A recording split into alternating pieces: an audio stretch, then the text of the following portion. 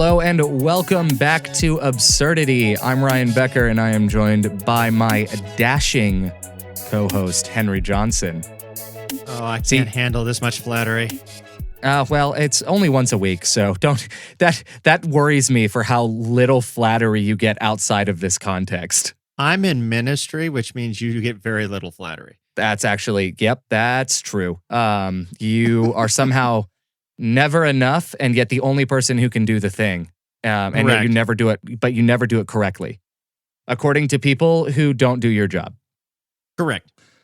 Yeah, so, reasonable. Sounds like just a normal working job. You're either never enough or you're so good you end up flaming out as some sort of megachurch pastor that takes advantage of women or money or both or whatever. Yeah, basically, essentially. Because you think you're entitled to it all. Yeah, it's very, or the other end of that is you're so good at what you do, and what you do is actually like you go into a broken church or like a really small damaged church or controversy, whatever, and you build that church back up, and now you become known as basically the trauma surgeon pastor, and you only end up working with churches that are in that situation, and so you never actually get to work with a fully healthy, functional church. Why are you talking about my ministry? I think, see? Because mine was on that same track. That's why. Just part of life. So, this is a great episode to talk about this, given last week's episode, Driving While Black with Anthony Carter, which if you have not listened to, you need to listen to it. Yeah. And go watch it because it's on YouTube. We are on my YouTube channel. We are trying to do all video episodes as well from now on. And so, yeah, you can actually go see that interview live and watch my camera die every 10 minutes. Which might be a good time to mention, if you want to not see his camera die every 10 minutes, head on over to Patreon and we appreciate your support, whatever that might be. All right, back to your original point. Amen. If you haven't checked that out, go check it out. It's a really poignant episode where Anthony, who's a police chaplain, a black police chaplain who shares his experiences, actually his first experience with racial profiling, and he shares what it's like to now be a father who's now teaching his daughters to drive.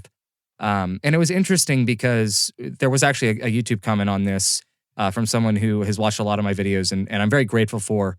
And it's very easy to watch that interview, I think, and potentially walk away with thinking that we were excusing the actions of cops or being sympathizers in any way, shape, or form.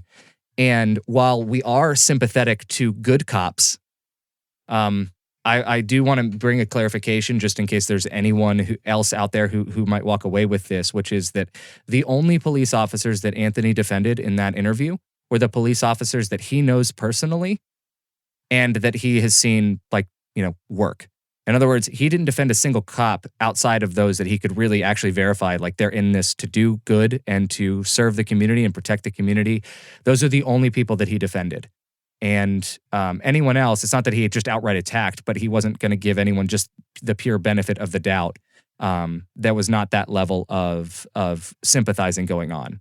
So just wanted to bring that we recognize that we live in a super polarized world right now, and that these issues are emotionally charged. And so that's part of the risk we take in engaging with them. But we would like to encourage all of our listeners and even non-listeners. We need to learn listening skills. That doesn't mean we agree. But we have 2 ears and 1 mouth, so we should probably listen twice as much to make sure we get a sense of what somebody is saying before immediately just going haywire. And once you get a sense of it, if you still don't like it, that's your right, and we're not saying that you shouldn't. We're not saying immediately support it because we talked about it, but just give us a little bit of grace as we talk through these issues, and give us some more grace today because it only gets worse from here. Cheer up, it gets worse. So, well, I find it funny, too, that podcasters would say, listen twice as much as you speak while we're on a podcast where we talk for an hour. I just think that's funny. But I agree with you 100%. And there are times where you listen enough and you still find out that what we say is problematic, in which case that's what I'm saying. Please keep commenting when you encounter something that you are, that feels controversial or that you're, really wrestling with or grappling with. If there's something that rubbed you the wrong way, there's a complete realistic chance that we said something incorrectly or that we approach something in a way that we should not have approached. And that's the difficulty of being a podcast where we're trying to navigate these conversations, is that you're watching us navigate them, which means that we could get it wrong. And in those moments, we do want to apologize and we do want to be shown the error so that we can make it right. That's really important to us. So just something to put out there too. But today we're talking two things simultaneous because they happened simultaneously. Or near simultaneously. Yeah, or near simultaneously, which is the Derek Chauvin trial and the Ma'Khia Bryant shooting in Columbus. Now, I know there are other shootings that are being talked about. Andrew Brown in North Carolina. That's a big one right now. And seems to be a new shooting every other day to talk about. Unfortunately. And I think we'll get to a lot of them. I think sometimes we don't talk about these things, not because we don't want to, but it almost feels like, what else do we say when this keeps happening time and time again? Like it's and I get that we're not the only ones who experience that frustration, but that's sometimes why we don't jump on a topic immediately. It's because we're trying to figure out what we can add to the conversation or what framework we can take it. And obviously we're prefacing all this by saying we're two white guys talking about this. So it's going to color that conversation in one way, shape, or form, no matter what we do. Right. And this is going to be an interesting too, because we're going to discuss two interrelated issues, one in which, in theory, all of the evidence has now been presented because a trial has actually taken place. And unlike most trials, which aren't televised or you don't necessarily have access to all the material, this was actually one of the first I think the first trial in Minnesota history for sure that had been broadcast. And so we could watch to a certain extent. Obviously, some witnesses, they didn't turn the cameras on and whatnot. But we got to hear the evidence presented as if we were sitting in the courtroom if you chose to take the time to do that.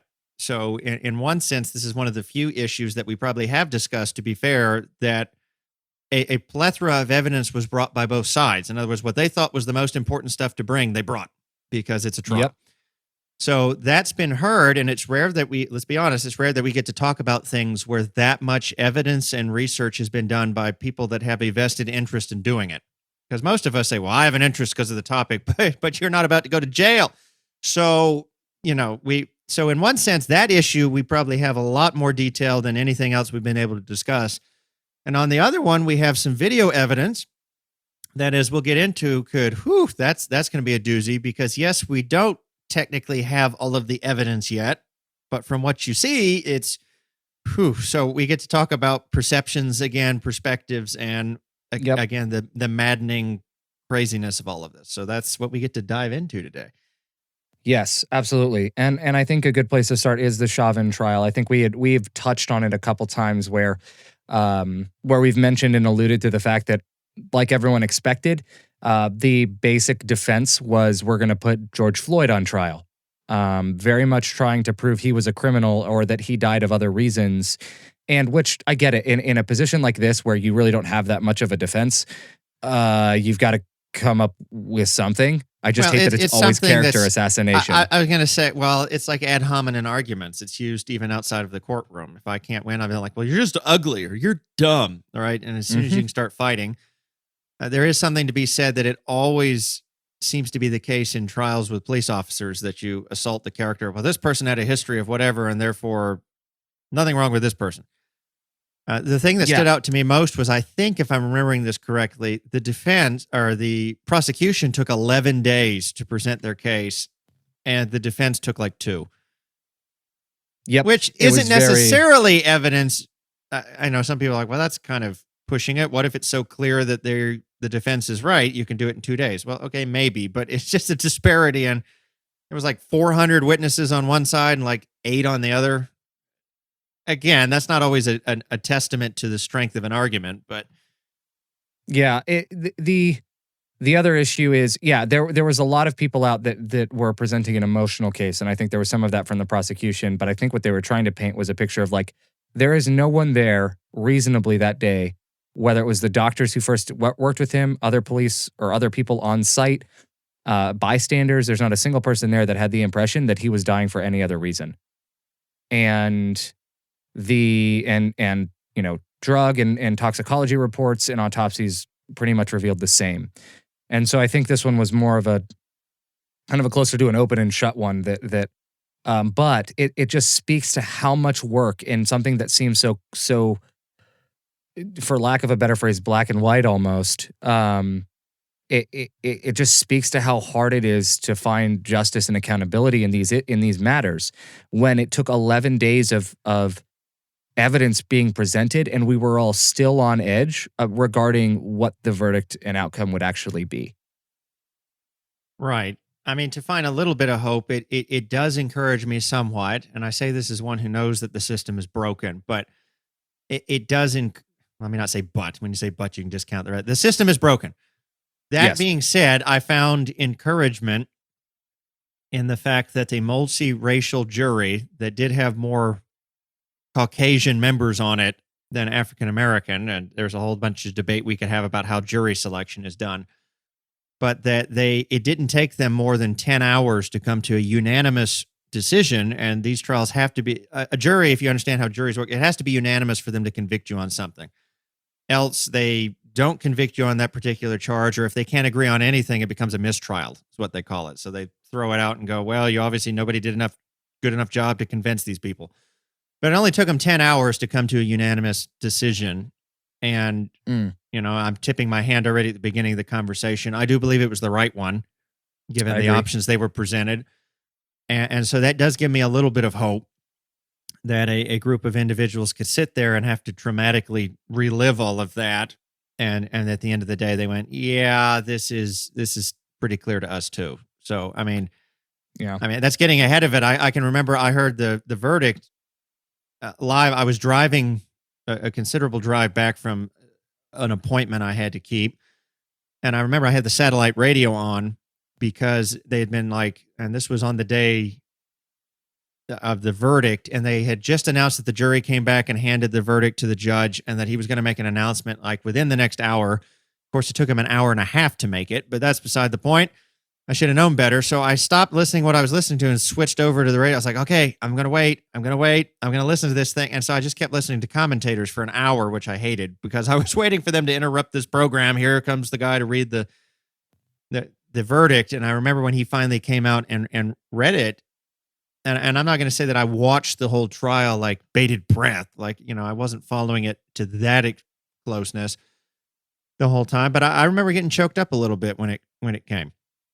I was kind of I don't know, it was just the emotion of the moment where you felt like this is something important that's going to happen, and a lot of people are riding on it, and that uncertainty of how are they going to go and what happens depending on how they go, and especially having lived through a year of protest and violence and riots and on both sides. I'm not trying to say just on one side or the other, and she was just like, how's this going to go? And then to hear it just come back unanimous on all three counts, and you were just like, wow, okay, it was. Yeah. I will remember that moment. Yeah, I agree, and I think it is a watershed moment in some respects. I think just given how this has all played out over the last year with the protests as well, I really do think it's a watershed moment. However, and I remember feeling very similarly when I found out. I didn't find out from hearing an announcement. I found out just through Reddit when I had a chance to look, because I have been, full disclosure, I've been so overwhelmed and busy at work. I've barely had time for social media or looking at things. And anyone who knows me that knows, I've actually been more active on Instagram this month. That's because I actually pay someone to manage my Instagram now, because I am trying to put out more content. And so I banked up a whole bunch, and then that was all posted over time, but I made it before it was posted.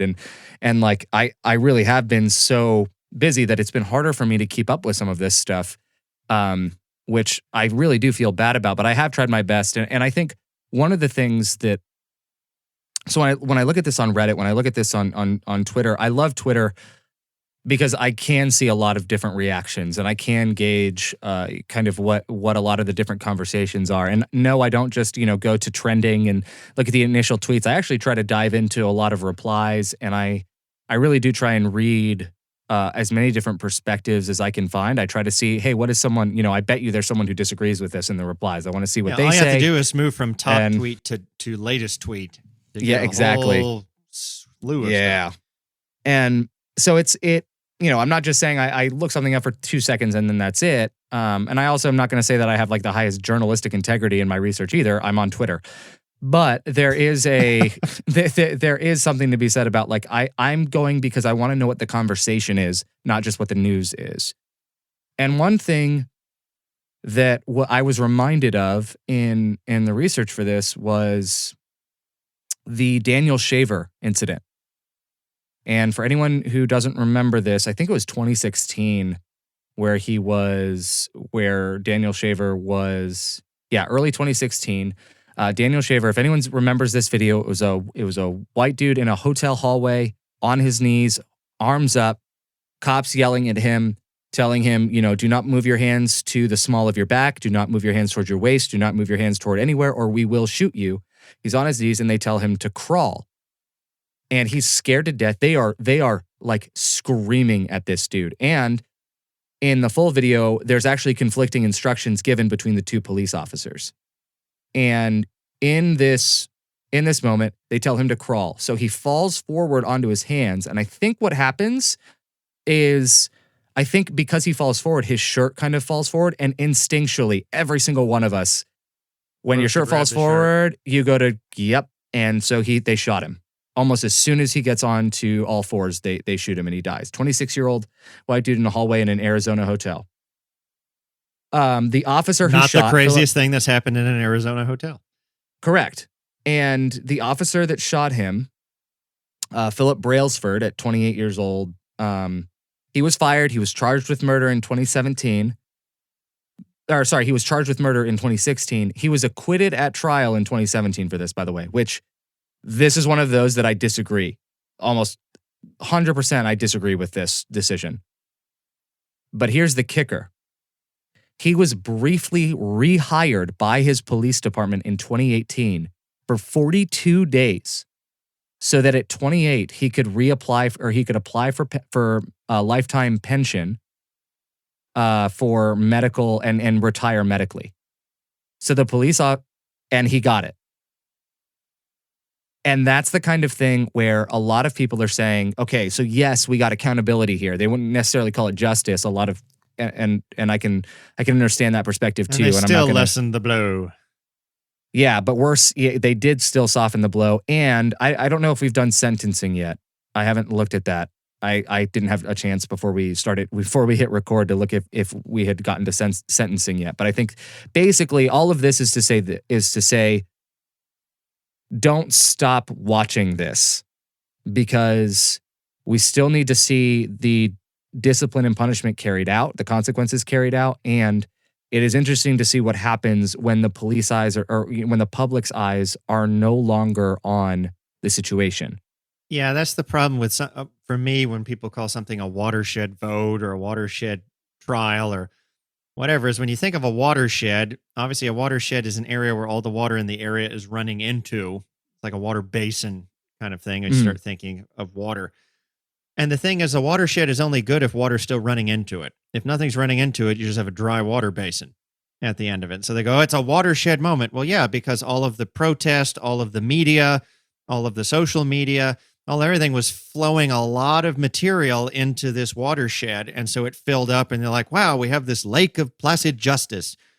Well, what happens when we go, ta-da, we filled the lake, and you cut off all the sources of water going into it? It's going to turn into a dead swamp and then eventually into a dry, cracked pit.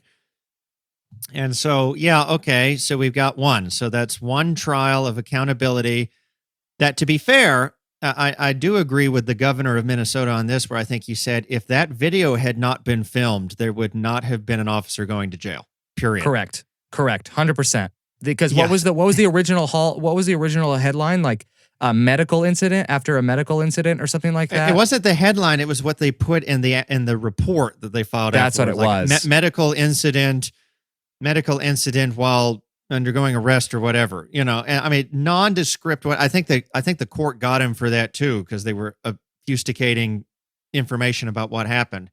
But yeah, it would have just gone to medical incident. Cop was there.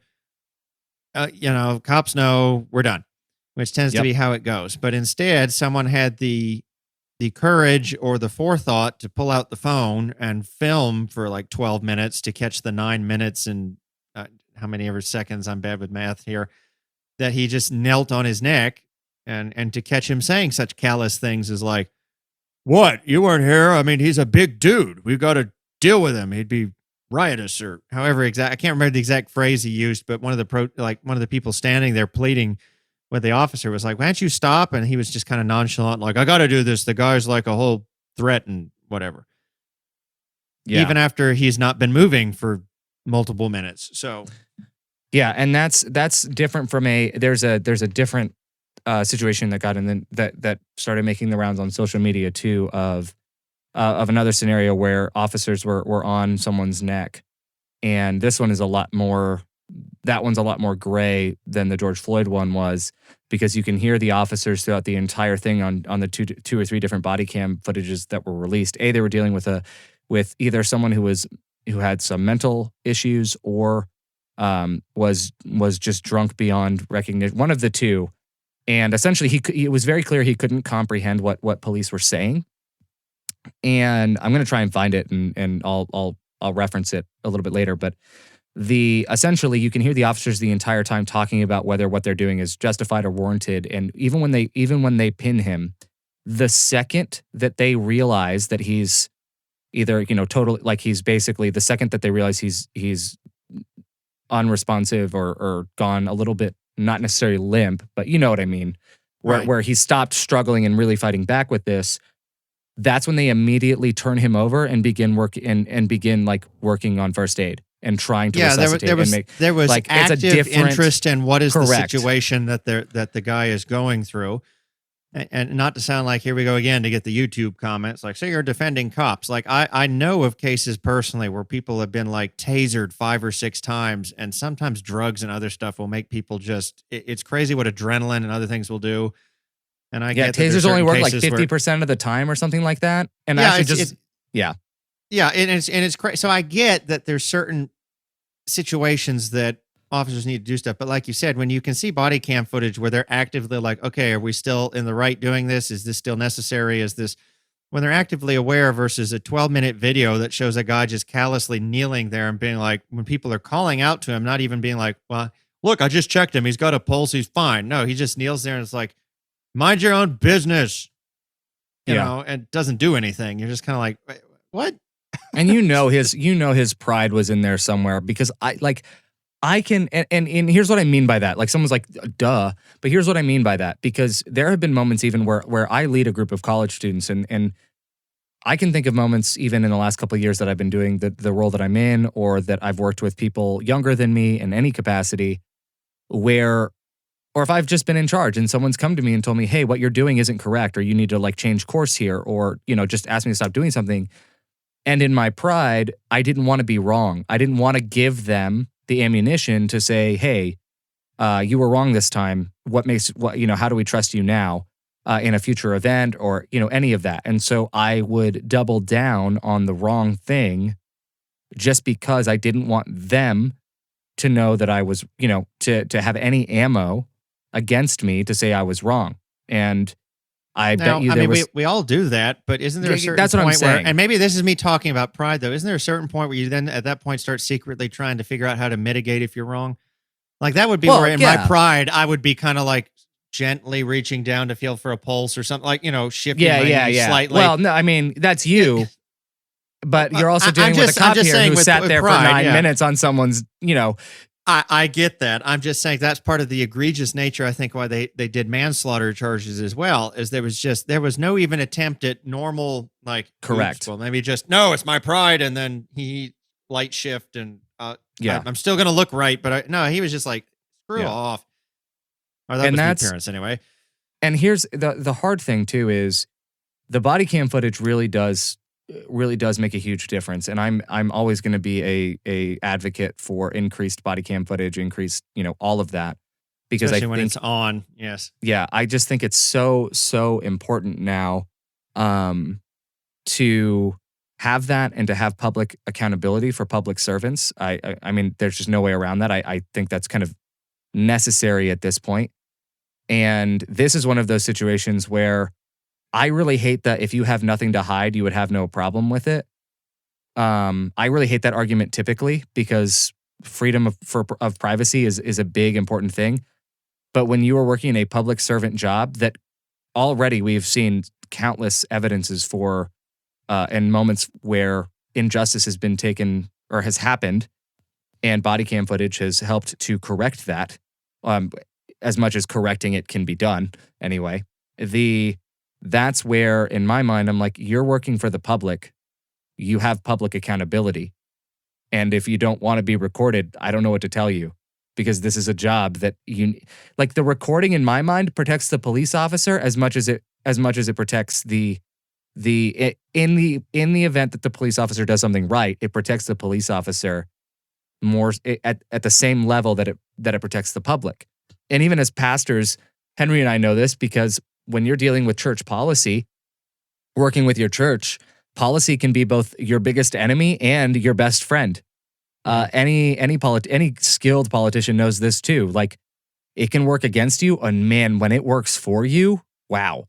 It's one of those things where accountability makes a huge difference and really does work to serve everyone involved as much as it can anyway.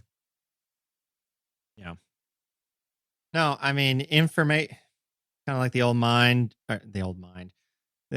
adage that the mind may forget, but paper doesn't. Now, of course, people can say, yeah, but you can put a lie on paper. Well, I mean, I get it, but evidence in a all things being equal setting is your friend. Yes. Unless you were doing something that the evidence says is pretty bad. Yeah. Which, in what we've seen, I can say the Andrew Brown case, for example, is one where that's not probably so much the case. Evidence is the other way around. Derek Chauvin, once again, same thing. I do see it as accountability, not justice. I do see, and I want to see that continue to be carried out. I do wish and hope that in future cases where this happens, because unfortunately there are going to be future cases where this happens. And not every single one of them is going to have somebody filming for 12 minutes. Correct. I'm really hoping that we can move away from the character assassination stuff, and I don't know how to get there, but we need to get there. That being said, I also think Derek Chauvin needed defense. And I think he needed... he has a right to it. He has a right to it, and there's a reason for that.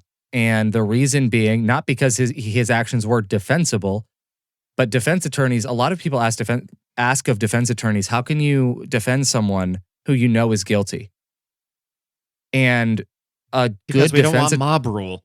Correct. A good defense attorney is not necessarily there to prove that someone that was guilty is innocent, but rather it's to hold the justice system accountable to make sure that proper levels of justice are actually carried out. And if evidence was dropped but they along might the not chain be of guilty custody, enough to be killed. It depends. Correct. Yeah. So that's what they're there for. Now, do all of them do it that well?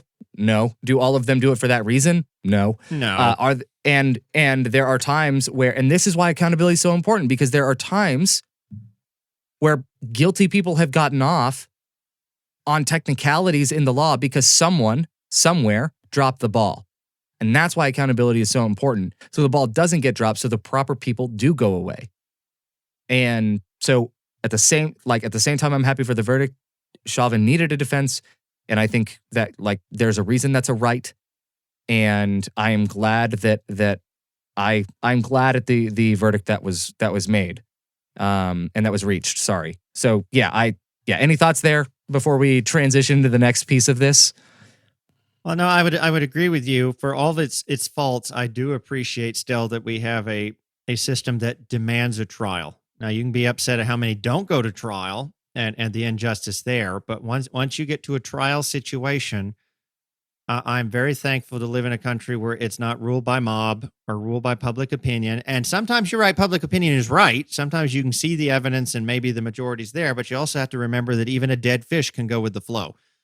And we don't want to live in a place where people just get steamrolled for being right or for being wrong, right? There needs to be that weighing of it. And I know sometimes the justice system is frustrating how slow it is.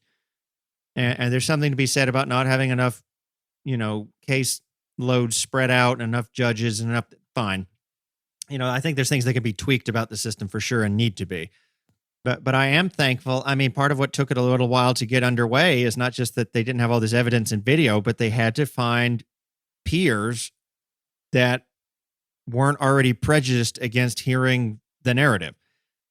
And that takes time, especially when it's a big public trial like this and everybody has seen footage and whatever. And I do know there's going to be an appeal coming about that too, because they always try there and was take some that intimidation. There was some, and that these people are going to know. And of course, they know if they judge a certain way, they're going to get mobbed in the street. And okay, but I mean, they took mitigation for that. We never saw or knew who these jurors were, unless now some of them are trying to come out. But that's their choice. They make that choice. They didn't have to be publicly known, and a lot of them probably never will be.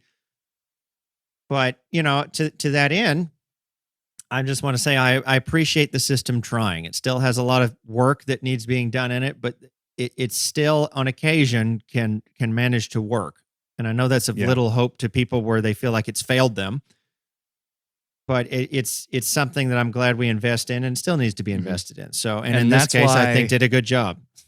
That's why I really hate the narrative of like government, politicians only want this, or, government only does this or whatever. And I'm sitting here like, yes, I know that there's oligarchy claims, there's money in politics and corporations in politics too. But like at the end of the day, we do elect our officials, and the government's job is to work for the people, which means that if they're not working for the people, we vote them out. And I know that that's a really reductionist way of looking at that. Don't get me wrong. And then there's the irony that when you ask people, everybody hates Congress, but everybody loves their congressman. So everybody keeps revoting the same people back in, and they wonder why it never changes. Yes, exactly. But yeah, the idea being like, oh, well, we can't trust government to do this, or we can't trust government to do that. And I'm like, well, we elect them. It's a reflection of your priorities. If we can't trust them, then let's get people in that we can trust, and let's make we can't trust the government to fix public education. Well, then let's put in people in that does. That does, and that we can trust to do that. And people are like, well, I don't like the choices. Well, then find a choice you like, or run yourself, or do whatever. Our get involved. Still works that way. Yeah. Yes, exactly. So that's all I'm going to say there, and we're gonna move on here because this is the simultaneous thing, or somewhat simultaneous thing that happened on April 20. Now we move a couple states over around the Great Lakes. Yes, to Columbus, Ohio, with the Ma'Khia Bryant shooting. That's that happened only about 30 minutes from where my folks live. So interestingly enough, my parents are in the area. And that one, this is where we either make enemies, make friends. I have no idea what Henry's response to this is. I have no idea. Like, I know what mine is. And to be fair, I'm glad we just talked about the justice system ahead of time. And yes, even this deserves a trial. Yes. But I'm going to open on a pretty, well, first let's just say this. April 20, someone calls the police from a house saying that there's girls out trying to stab us with a knife and trying to attack us. Surprise, it wasn't a pot story. Yeah, exactly. 420. And the police arrive on scene, and what ends up happening, I'm not going into the body cam footage yet. I'm just going into, like, if you heard the news article, this is what you'd get, which is basically police arrive on scene, and a few minutes later, if that, they shoot Ma'Khia Bryant 4 times, and they killing her. Now, is it they? It's really one officer that shot. It's one officer that was there, correct. But that's what I'm saying. This is what you'd hear in a news story. And then there were stories about how Ma'Khia Bryant was the one who actually called the police. There was another story out that's saying that when the police arrived on scene, Ma'Khia Bryant actually went up, and she's 16 years old, by the way. She was 16 years old. Let's also put that into perspective. And when police arrive on scene, there was a story out that Ma'Khia was approaching police to talk to them and tell them about the situation. However, the body cam footage paints a very different and more complex picture. And the body cam footage, this police officer arrives on scene, gets out of his car, and we're talking about everything that I'm about to say basically happens within a 20 to 30 second window. Like, there's not much time. It talks about escalation training, but it also talks about, and I'm sure this is what trials and other things would bring out, what was the officer told when he was driving up, And that's the problem, what is frame we of don't mind is fully he know. already in when he jumps out? Like, someone's going to get, Yeah. we And that don't was know. something that Anthony brought up last week on the show, was like, you don't know the hour, leading up to them showing up to a call. You don't know what was said to Correct. them, which you do know in the Not an 911 excuse call. for behavior, but we're just saying there's Yes. a lot of details on this one we don't know, like the previous topic. So when the officer arrives on scene, he's asking what's going on. And as he is asking that and trying to get a grip on the situation, he's saying, hey, everyone calm down. That's when Makia was attacking one girl, and the girl falls on her back. And then I guess Makia's dad was standing there and goes to kick the girl that fell. And this is an important point for something that happens a little bit in a minute. And this is where the officer's like, stop, everyone stop. Stop right now. And then the officer, he sees Makia turn her back to the police officer and hold up another girl against a car who's dressed in this like pink tracksuit essentially. And the officer draws his weapon at that point, not pointing it at Makia yet, and says, stop right now. I'm forgetting the exact words, but basically he's trying to stop it. And that's when Makia swings her arm back and goes to, as with the knife in that hand, and you can, in the hand that swung back, to stab the girl, to swing it and stab at the girl who's up against the car. The officer at that point opens fire on Makia, shooting her 4 times. And she collapses. The girl does not get stabbed. And the other officers there immediately, within a few seconds, are already getting down to try and provide treatment, medical treatment to her. And this is where the dad is saying, you shot my baby, you didn't need to shoot her, she's just a kid. That's why I say it's interesting that he says that, knowing that he was just kicking another kid. Granted, kicking is different than shooting, but like, you were kicking at another kid and talking about involved. Yes. Yeah. The principle is a little off there. But this is why, that's why this is a little bit more, another body cam footage showed that the officer did try to de-escalate. He gets there, and when he walks up, this is right after he gets out of his car, there's a girl on the ground. They know he's there. Yeah, they know he's there, and he sees Makia with her knife all the way back. In a hand, about to stab. And I know we talk about de-escalation all day long, but there really wasn't a chance by the time he arrived there for there to be de-escalation. And so this one I really struggle with, because if he, and I have a question for you once I ask for your reaction to all of this too, because I'm genuinely curious to hear your thoughts on this, Henry. But like, this one to me is so much more complex. No matter what, I agree with anyone who says she should not have been shot 4 times. That was excessive in my mind. But I don't know that I can claim, I don't know if I can be of the position that this is another completely unjustified and, murderous moment against a person of color. I don't know. By the way, it hasn't been verified. There are claims from Makia's family that Makia was the one who called 911 originally. And was trying to defend herself. And I haven't been able to find any sort of verification for that claim. So I don't know about that one. But yeah. So Henry, your thoughts on all of this? Anything that I got wrong there? Anything you want to say in this point? I'm like you. The first thing we have to be honest with is this happened at a time of already heightened scrutiny to police violence against African Americans. So I try to, everyone thinks they're unbiased, but I try to keep this in my mind that there's a lot of other emotions all of us are feeling ahead of this happening. Now, you could say the callous comment, like, it was just a bad time for that to happen. Well, it's always a bad time for someone to get shot. Yeah, okay? It's never. And let's not mitigate it at all. No matter if she was guilty or if she was trying to stab someone or not, you don't want someone dead at the end of the day. You do not.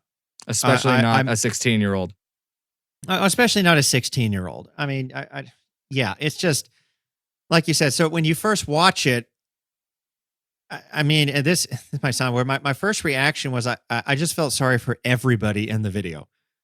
Like you said, there was just too many things that just I was looking at. I was like, well, okay, first of all, I'm trying to imagine myself as an officer and seeing a knife fly back in your hand and you've already seen that person shoving someone up against a car. Now, I don't know. Again, we don't know all the details. I don't know if she was attacked first. I don't know if the other one had a knife. The point is, they didn't have the knife out at that moment. Maybe they did. Correct. I mean, I don't know. No, all We you only have have is body that cam one footage. moment where the police officer walks up and this is the moment that he's in. There's no context to be taken in before that moment because Correct. this is the only thing that the cop knows. He doesn't know who, even if Makia is the one who called 911 and was the one defending herself, in the moment that he walks up, he hasn't even been able to identify which one is Makia. All he knows is he there's doesn't know who someone with a called. knife attacking people. I don't know Right, what and other an decision you adult. make. And the other adult in the situation is already beating up on a kid. And taking the I side mean- of the person with the knife in this moment. Yes. Here, the couple things that just stand out to me most, feeling sorry for everybody, is, and this is something for all of us to keep in mind, whether it's right or wrong or whatever. Knives, guns, everything. This is what we call force escalation. Whenever you introduce, a baseball bat could be that, depending on the situation. The moment you Yep. introduce something else into the situation, everything rises to the next level.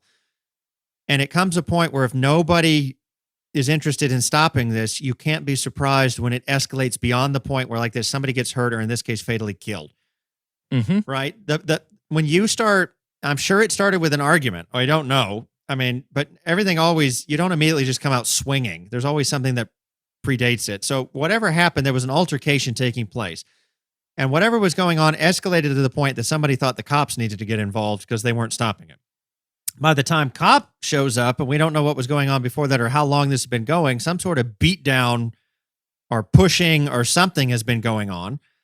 Obviously, to the point where when he shows up, somebody's thrown on the ground, and now daddy adult is getting ready to join in on, I'm going to beat the snot out of this kid. Or, I don't know what he was thinking. We can't know that. But the point is now it's getting physical enough. People are losing balance and ending up on the ground, and people want to get kicked. Okay, that's already another escalation. When a knife comes out, and don't underestimate this, and I say, not that I'm trained in knife fighting or anything, but people are like, well, it's just a knife opposed to a gun.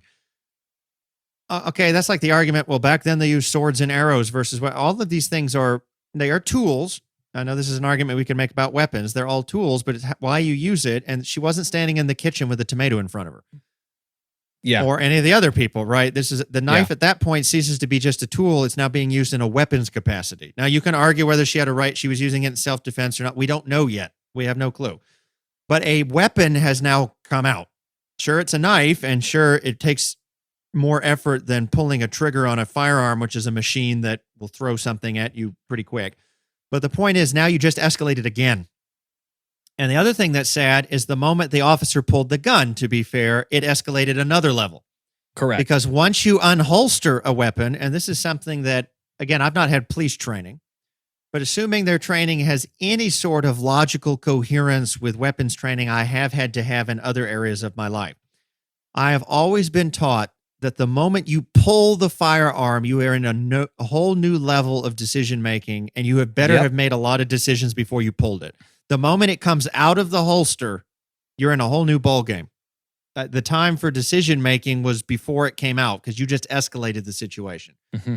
Because you cannot be willing to pull a firearm out of its holster and not use it in some way. So the moment he pulled it, now you're in critical decision seconds mode. Right? Because he has a split amount of time, and that's something maybe to use against the officer or not. Again, we don't have all the details, but the moment I saw him pull it out, I was like, it's going to get used. That was just my gut feeling. The moment I saw it come, I was like, I know where this is going. Because the moment it comes out, you've got like 5 seconds or less for them to stop, drop a knife, do whatever, and instead she got dropped. Yeah. Right? She keeps going, and of course it's out, and he used it. He fired 4 shots, and down she goes. And the problem, again, for her is this isn't just anybody with a gun. This is a guy that they are trained that when they shoot, they're not aiming for kneecaps and shoulder blades. And they're taught center of mass firing. Like the military, they're taught if you're going to use it, you're going to use it, and it's going to work.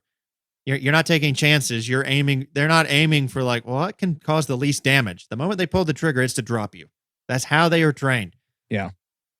And now we can argue if that's good, but that's how they're trained. Well, and there's other ethical things around, shooting to maim, but I do find ludicrous, absolutely ludicrous claims of shooting, he could have shot the knife out of her hand or he could have That's shot not how firearms work, folks. Yeah, or it could have shot or should have shot her hand or her legs or just any other part of her body, or used a taser. And number one, tasers only work like 50% of the time, if that. Number two, you're half a second away from her literally stabbing this girl with a knife. And you think, well, the knife wasn't lethal. Depending on where she hits. There's a saying with knife fights, right? If two people are fighting with knives, both people die. The loser dies on scene, and the winner dies later in the hospital. That's kind of the saying behind knife fights. There's no. It's just in a very twisted logic. It's the same as a bullet. It's a metal object going into your body, causing damage in your tissue. Yep. And depending on where the blade or the bullet hits is going to cause you a whole lot of problems. Yep. And an officer does have a duty in those moments to stop a crime in progress. And regardless of what happened leading up to that point, there was a crime in progress. There was an essentially attempted murder at that point. At least battery. Again, right? Just going off of the evidence we have. Yes. We don't have everything, and we're admitting that. Correct. And that's what I'm saying. The body cam footage on this one is a lot less cut and dry in, leading up to that moment. No pun intended. Correct. Thank you. It's just so much. This one is it's really hard to not let your feelings get caught up and affected by what's happening with the Chauvin trial, what's happening with Andrew Brown in North Carolina, which I think we'll see is, I have the feeling that we'll see is another very, very unjustified one just based on what I know about it so far. And I think this whole thing about this video is that it's very easy for both sides to have something to argue in their favor. Very easy. And both Henry and I mourn the loss of another person of color to police in any capacity. But my thing is, I want to make sure that when we focus on issues of injustice, because of what we're up against when it comes to racial injustice and when it comes to anti-racism efforts, we have to make sure that we're taking the right stances at the right times. I don't have any other way to put this other than this is where I've talked about social media being a revolution, and this is where that revolution or causes another revolution. This is where I think that actually works against us, because this is where if body cam footage isn't released, so if body cam footage isn't released, the family can go up and say, well, she was going up or anyone, I'm not saying the family said this, but anyone could say, well, she was going up and she was trying to talk to police officers peacefully. And there's no is the answer to that. Like the body cam footage unequivocally is no, she was not going up to talk to police officers calmly about what the situation was. No one's talking to the police officer in this video. Until after the shots are fired. And this is where, once again, number one, in that moment, I can't believe you think that I can't believe anyone thinks that an officer, regardless of how skilled you are with a firearm, can just do that. I don't know how many movies you've seen of Wanted and by the way, Hollywood is not where you should learn about firearms. Correct. None of that. For anybody that has owned a firearm or operated a firearm or is in the military and dealt with firearms or police, Hollywood has an idea where, they pull it out and they're just shooting and they're doing trick shots and whatever. That's not how firearms work. You cannot do that with firearms. And even if you could, because I know there's Olympic trick shooting and things like that, they're using low calibers and they're also in an environment where no one's worried about dying, where your brain is not filled with endorphins and adrenaline and you're having to make a split-second decision. But here's the other thing, and this is where the cop is in a damned if you do, damned if you don't. If he did try to shoot to maim, if he misses, guess who's on the other side? Hit somebody else, yeah. Well, he hits the girl that was trying. Imagine if he hits the girl that was about to be stabbed instead.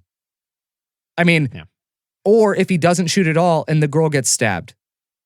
Or what happens if he shoots and he doesn't hit anybody, but now angry dad that's already shown that he's willing to beat up kid goes, he's going to kill my girl, and comes lunging at him, and then does he get shot? I mean, there's any the moment number the gun of ways gets pulled, this plays somebody's out. dying. And that's what's so sad to me. And I don't want to paint a whole bunch of what ifs here, but the idea being, at least in this split half-second moment where a cop has to make a decision, I can't say that I can, and I'm waiting to see what other evidence comes out, what else we find out about this situation. What I'm saying is, up to this moment, which is the same kind of judgment that I would have made with the George Floyd case, because for a while, all we had was body cam, right? Until autopsies and everything else came out, all we had was body cam. So going just off of body cam and what we know about the case, I have a hard time believing this fits the same bill. And I have a hard time believing that many of us weren't fully influenced by how we feel about the other verdict and other shootings that have happened and several around the other same time. cases that had just happened around the same time that are clearly from their own body cam footage. Not nearly as gray. It's very clear that, like, wait a minute, you're pepper spraying a guy with his hands out the window in an army uniform. Yep. In the light. Which is, it's why I'm so empathetic to people who are angry about this. Because why wouldn't you be? Given all of this happening, why wouldn't your first gut reaction, especially as a person of color, why wouldn't it be to sympathize with the person who was shot and killed in this moment, knowing what the stories are? Because as far as you're concerned, you see it on Twitter, you see it in your friend group, you see it on Facebook, wherever you see it, it's another Black person killed by police. And that headline on its own is going to elicit certain feelings regardless of what the cause was. Yeah. And especially when you've seen 90 other cases where someone who's white might have pulled a knife and they still would have yelled at him to drop it before they shot him. I get it. And this is where in my mind, and also there's something said about the police bringing Burger King, I think it was to Dylan Roof, the shooter in South Carolina when he was in custody. Murdered. Yeah. And it turns out they have to hunt him down. After they have to hunt him down, they know take he's him alive. Murdered 9 people already. So as it turns out, this is. I found this out later about this. This is a complete aside, but it is relevant to some degree. They went to get him Burger King. I think it was him, but it was someone in recent. You can look this up. The reason they had to do it was because within a certain amount of time, you actually have to provide food and water to someone who's been arrested. There's laws about this, or else you have to let the person go, or else. Guess what? Someone dropped the ball in chain of custody, and now that can be argued as is it the cruel and unusual punishment argument? Yeah. And then he gets let off because of that technicality. And yes, that can happen. And so they had to, because they had nothing on site to give him, and so someone had to rush and get him food in order to actually make sure that justice was served. So and I get that optics are horrible. But what choice do you have if you want to make sure that the ball doesn't get dropped? Correct. And that's why for me, I fully empathize with anyone who is outraged and angry here. And I want to be honest. I really want to be, given everything that's happened. I don't blame really anyone for feeling the way that they do. I just, in this instance, me being honest and trying to navigate this stuff as we talk about it and as we experience it, I can't see this being the same level or warranting the same level of outrage when all is said and done as others. And I think that when we do invest a lot of our energy into things that can't be defensible from fully defensible when it's all said and done, we hurt our own cause. That being said, we do need better mental health training. We do need better emotional well-being. Emotional well-being training. We do need better de-escalation training. We need more thorough and longer training for police officers. We need alternate funding, or funding for alternate ways of policing. And if you want to know exactly what I mean by that, I look up Cahoots, CAHOOTS, in I think it's Eugene, Oregon, and you will understand exactly. Yes, in past podcasts. Just look that up. That's what I want. And this goes to responsibility and accountability too. And we're saying this on both sides. Imagine, just playing hypothetical, what if by the time all the evidence comes out, this officer, who I would hope regrets shooting her, is not happy at the end of his day, like, I had to do it, but I'm so happy they died. I mean, I would hope that's not the case, that he's not some callous whatever. I don't know this officer any more than I knew the girl that was shot. But my point is, let's say all the evidence comes out and the guy could have made a decision either way, and as best we can tell in a broken world, that's the best he could do. We can disagree with it, but at the end of the day, he wasn't out to murder anybody, and he doesn't get tried or whatever. And his consequences, he has to live with the knowledge that he murdered a 16-year-old. Whatever, which don't discount that. I'm just trying to imagine, I'm not a police officer, but if I actually killed somebody, even if it was in self-defense, or people go, yeah, you were justified in doing that, I don't think I'm going to be completely emotionally well in my mind for the rest of my life over that. But that's just me. But anyway, let's just say that's the case and he's off. The problem becomes if we don't have accountability, it's not going to be fair for him or others either. It's going to further their trauma because they just are going to judge him by all the 900 cases that weren't handled correctly with accountability.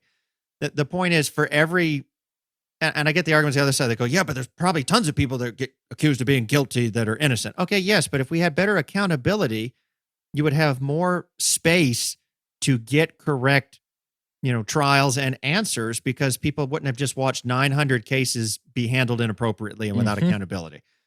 That flip side, that's the problem for this cop right now. This happened, which is already a bad situation, in an environment where so many have not been held accountable or things have been shady or information has been kept back, that he now has a whole mountain of unaccountability that he's going to have to crawl through to get accountability in his case, whatever that is. Yeah. And that shouldn't have to be the case. We should we should have a better justice system. We should this is a cry for whatever the case is going to be. There's work to be done. I think both of you and I would be in agreement with that. Policing as it stands now cannot just stay the way it is.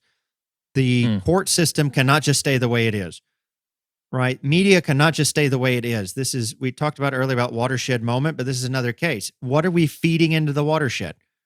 This is not a time to dial back the flow of interest, of engagement, of a cry for accountability and justice. Correct. This is a moment to turn the flow up double.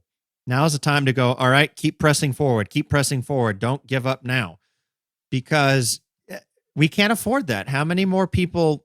I mean, it's a broken world, yes, but does that mean I have to stick my head in the sand that people are going to keep dying? I want as few people to die as humanly possible. Right? I mean, Absolutely. That should be our goal. Every life lost is one too many. We've got to figure this out. Yep. There's one more thing I want to speak to, and I agree with everything you've said. I do. There's one more thing I want to speak to, and it's something that if you are familiar with this conversation in general, there's something known as the 21-foot rule. I don't know if anyone, Henry, I don't know if you know what that is. The 21-foot rule is the distance that an assailant with a knife can cover in the time that it takes an officer to identify a threat or any person to unholster the weapon, and fire their gun. The idea being that at some point there are distances, and 21 foot seems like a big distance, but that it's not the reaction gap is rule. At you. It is, but there are certain distances where, so there are people saying she had a knife, he had a gun, it was unfair and distance, whatever. There are times where the knife wins. And honestly, if he had tried to unholster his gun when the knife was already back, when she was holding it back, he loses that battle given that she's already lunging at a person. And not again, I'm not saying Hollywood makes guns look like some sort of super thing, but guns are really a worthless thing within like 8 feet. I mean, by the time you're at that point, a knife, a baseball bat, a lot of these things would be a lot more effective. Yeah. So I just want to speak to that. I think there are a lot of things where if you're asking, I think the question shouldn't, I don't think we should be tweeting, why couldn't he have shot her in the hand or the leg or whatever, which the ethics there of shooting to maim hits an artery, done anyway. Yeah. Right? Now she suffers while she bleeds out. Yeah. Oh, well, you couldn't have, just gotten right next. Like you watch John Wick and then you talk about this. It's a completely, you're missing it entirely because John Wick is just, it's Hollywood. It's a bunch of stunt guys coming together to make a movie. And Keanu Reeves is good with firearms. I know, but folks, there's times where, Hollywood does not understand weapons. Okay. I say this as a gun owner when there's shots where they're shooting like 50 rounds out of a handgun that in real life only holds 8 rounds. And they never do a mag change. It's Hollywood. Yeah. They want something to be flashy and fit it all in the 3 seconds for your brain to process, but that's not how it works. And so this is what I want to say is and this is what I've always hoped. And if anyone's angry with us, I get it. I understand if you completely disagree with what we're saying. I normally I at least in this show have been on the side of on the other side of this. Here I feel like I'm leaning one way, but I know also and understand where my bias is at this point. What I unfortunately want to be true, which is this is another unjust killing, and so I am trying my best to maintain some sort of middle ground to say I want to be open to what evidence continues to pour out, and I've tried to be that way in most other cases too, regardless of what side of I fall on. But if you're angry at us, I get it. I understand it. And I'm open to that dialogue. Leave a comment on YouTube, whatever, and let's have that conversation. I'm here for it. But what I do want to say is this: my goal on this show has always been to at least get us to slow down enough to have a conversation. And if we can just open ourselves up to a little bit more understanding, a tiny bit more empathy, a tiny bit more patience, so that we can actually work through some of these issues through a normal conversation, or at least through, even if it is heated, then I've accomplished my goal on this show, and this show has accomplished that goal for so many listeners. And I've seen that happen time and time again, where people have messaged us, reached out to us, and said it really has changed their approach to conversations and to complex topics. And I'm really grateful when that happens. But I hope that can be true for anyone listening to this episode. I know it's true for both Henry and me that even us talking together has really helped us grow as individuals, and it's helped us grow as friends too. But I hope that I can temper everything that has been talked about with that to say, as this continues to unfold, let's not take our eyes off the Chauvin case, because there may still be calls for justice needed at the end of this, depending on how he's treated and what sentencing is given and all of that. And the appeals process, yeah. Yeah, don't take your eyes off the ball. And I think that's going to be the title of this episode, is just don't take your eyes off the ball, because this is a huge mess and we have a lot of work to do. Yeah. So, Henry, any final thoughts before I close this out? I think you summed it up well. As I said, if it's a watershed, water's still got to flow into it. Any life lost is one too many. We live in a broken world, but rather than just throw our hands up in the air and go, well, it's broken, there's nothing we can do about it, especially as people of faith, we are called to lessen the brokenness of this world. That's period. That's what we're called to. And we may not know quite how to do it successfully or as effectively it needs to be, but part of that is wrestling with it, having conversations with it, and being transparent and vulnerable in that process. And that's what Ryan and I do in having these conversations, knowing that people will disagree with us. We live in a world where people disagree, and that's perfectly okay. We long to get to a point where people can be uniquely them, feel free to disagree, to grow together, but lives aren't lost in the disagreement. And I think that's part of the challenge we're talking about in these situations. We don't want to have conversations where it gets to varying degrees of escalation, where lives are lost in the end of it, however that looks. So thank you for de-escalating by leaving comments, by having conversations with us, by listening, and let's keep pressing forward to where we have, justice like mighty streams, as the word would say. Absolutely. So thank you everyone for listening. If you want, go check us out on YouTube. Go check us out on Patreon if you want to support what we're doing. And if you value, if what we do brings value to you, we appreciate any support thrown our way that way. And just give us feedback. Help us keep moving in the right direction, or get back to the right direction if we've somehow gone off track. But we are open to that conversation. And so thank you so much for supporting us, for listening, and giving us your time. It means the world to us, and we'll see you next week.